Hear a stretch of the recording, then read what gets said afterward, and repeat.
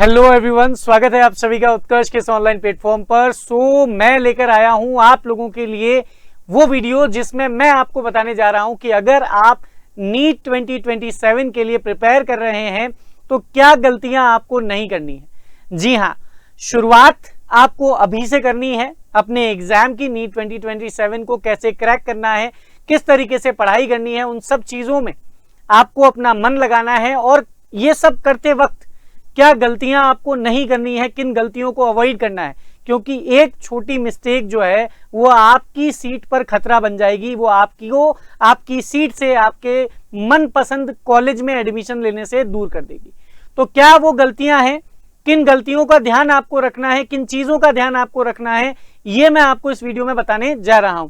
तो सबसे पहले अगर हम बात करते हैं तो नीट 2027 के लिए पहली चीज जो गलती अक्सर बच्चे करते हैं और जो गलती आपको नहीं करनी है वो है रॉन्ग बुक्स। जी हां, जब शुरुआत करनी होती है नीट को एग्जाम को क्लियर करने की या क्रैक करने की, जब मैं बात कर रहा हूं तो उस दौरान आपको यह पता होना चाहिए कि हमारा पूरा फोकस एनसीईआरटी पर रहे। अच्छी रेफरेंस बुक्स अगर हम लेना चाहते हैं तो हम एनसीईआरटी को पहले रीड आउट करें एंड देन आफ्टर हम अच्छी रेफरेंस बुक्स की ओर बढ़ें। अगर मान लीजिए कि एनसीईआरटी हमने पूरा नहीं किया है और रेफरेंस बुक्स के चक्कर में हम पड़ गए और उसमें भी हमें ऐसा लग रहा है कि इतनी जाड़ी बुक है, ये मैं कर लूंगा तो नीट तो मेरी निकल ही जाएगी। अगर ये एक मेंटालिटी लेकर आप किसी बुक स्टोर पर जाकर बुक को खरीदते हैं तो भैया इस जन्म में तो कभी नीट नहीं निकलेगा। ये चीज ध्यान रखना। कभी भी बुक कितनी ज्यादा जाड़ी है वो ये डिसाइड नहीं करेगी, कितनी ज्यादा थिक है, कितने पेजेस उसमें है, वो ये डिसाइड नहीं करेगी कि आप किसी एग्जाम को क्लियर कर पाएंगे या नहीं कर पाएंगे। इस चीज को ध्यान रखना। तो पहला और प्राइम फोकस क्या होना चाहिए कि बुक सिलेक्शन आपका प्रॉपर हो। सही बुक आपको सही वे में आगे लेकर जाएगी।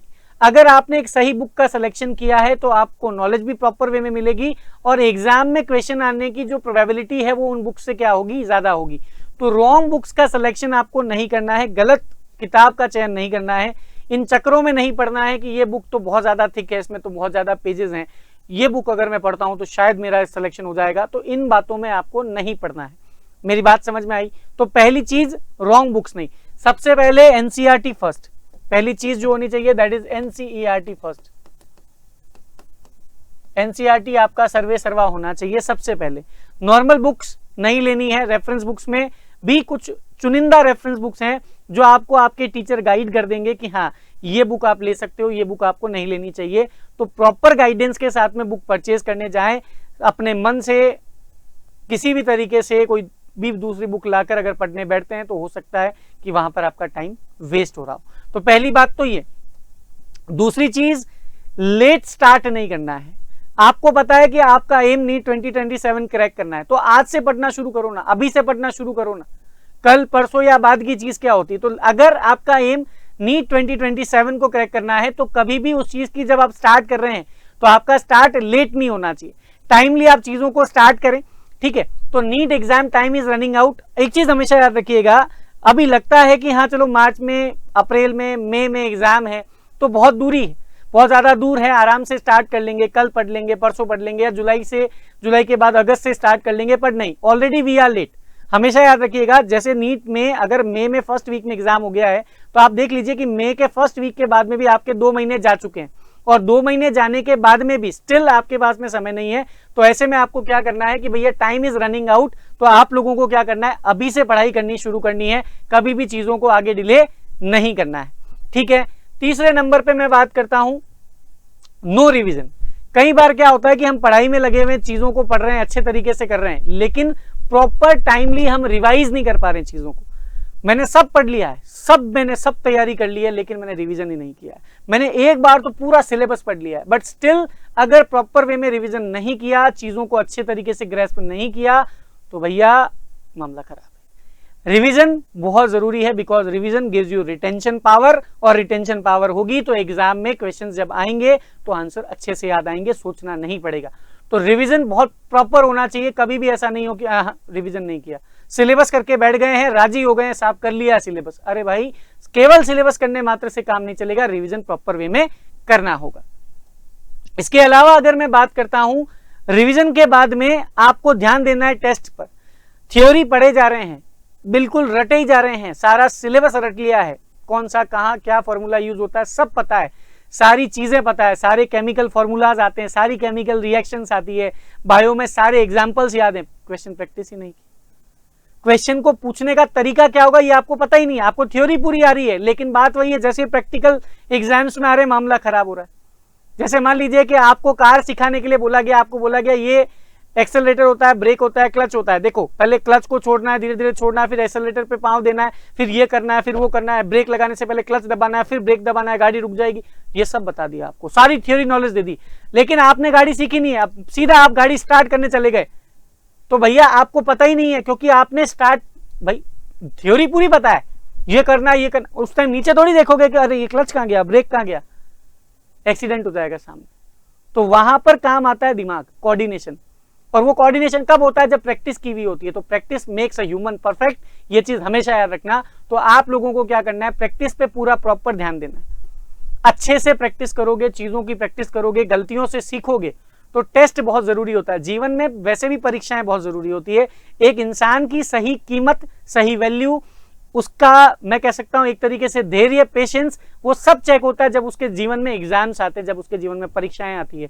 तो ठीक उसी प्रकार जब आप अपने एग्जाम के लिए प्रिपेयर कर रहे हैं ना, तो आपके एग्जाम में आपकी परफॉर्मेंस कितनी बेस्ट होगी वो डिपेंड करेगा कि आपने टेस्ट कितने दिए हैं, आपने अपने आप को रिवैल्यूएट कितना, मतलब इवैल्यूएट कितना किया है, अपने आप को कितना परखा है, तब जाके आपका परिणाम जो है वो बेहतर से बेहतरीन बनेगा। ये चीज आपको ध्यान रखनी है। इसके अलावा अगर मैं बात करता हूं, जब पूरी तैयारी कर ली है तो हमारे मन में एक चीज आती है कि ये मैंने पढ़ लिया है, मैंने रिवाइज कर लिया, मैंने ये कर लिया, कॉन्फिडेंस।